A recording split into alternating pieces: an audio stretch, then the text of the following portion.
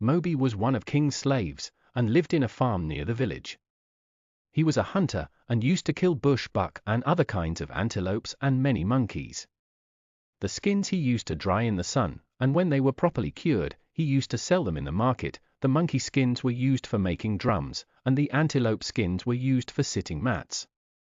The flesh, after it had been well smoked over a wood fire, he also sold, but he did not make much money. Moby married a slave woman of Duke's house named Nicky. He paid a small dowry to the Dukes, took his wife home to his farm, and in the dry season time she had a son. About 4 months after the birth of the child, Nicky took him to the farm while her husband was absent hunting.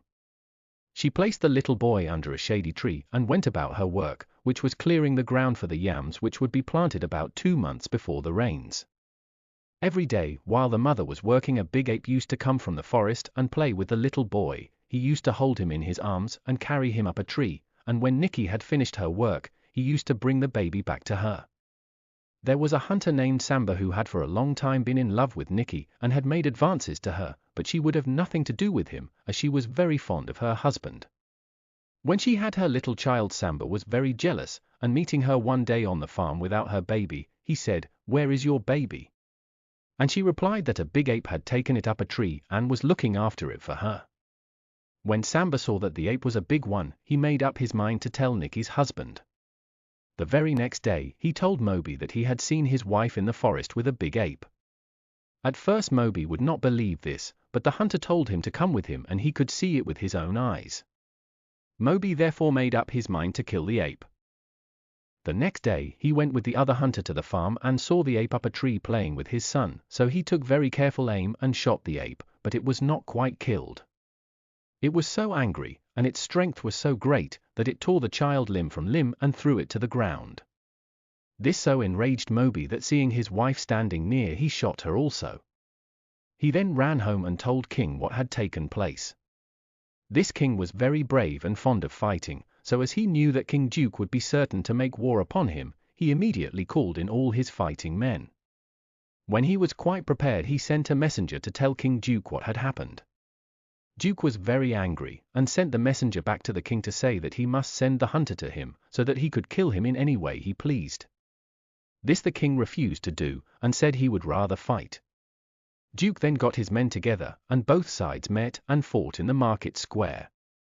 30 men were killed of Duke's men, and 20 were killed on the king's side. There were also many wounded. On the whole, the king had the best of the fighting, and drove King Duke back. When the fighting was at its hottest, the other chief sent out all the elderly men with drums and stopped the fight, and the next day the case was tried in the elder's house. The king was found guilty, and was ordered to pay 6,000 rods to King Duke. He refused to pay this amount to Duke, and said he would rather go on fighting, but he did not mind paying the 6,000 rods to the town, as the elders had decided the case. They were about to commence fighting again when the whole country rose up and said they would not have any more fighting, as the king said to Duke that the woman's death was not really the fault of his slave Moby, but of Samba, who made the false report. When Duke heard this, he agreed to leave the whole matter to the chiefs to decide, and Samba was called to take his place on the stone. He was tried and found guilty, and 2 elders came out armed with cutting whips and gave him 200 lashes on his bare back, and then cut off his head and sent it to Duke, who placed it before his altar.